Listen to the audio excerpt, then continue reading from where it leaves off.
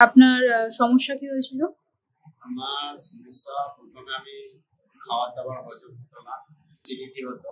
Report করার পরে আমার পেটে রিপোর্ট থেকে গল ব্লাডার স্টোন হয়। এলাপাতি বিভিন্ন ডাক্তারকে আমি দেখাই, দেখানোর পরে রিপোর্টে ওনারা অপারেশন লিখে দেন। তারপরে ডাক্তার আপনাদের এখানে আসি, আসার যোগাযোগ করার পরে মাস চারেক ওষুধ খাওয়ার পরে আমার রিপোর্ট এখন টোটালি নর্মাল। এখন আমি সুস্থ আছি, ভালো আছি। গল ব্লাডার স্টোন কি পুরো চলে গেছে? গল ব্লাডার স্টোন আর নেই। তো আপনি কি বলতে চান আমাদের এখানে ট্রিটমেন্ট করার পরে?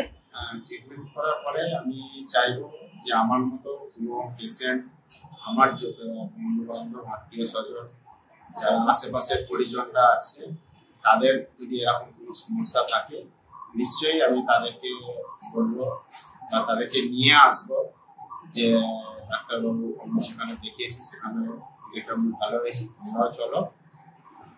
তারা যদি আসে তারাও নিশ্চয়ই আমার মতোই এই উপকার পাবে।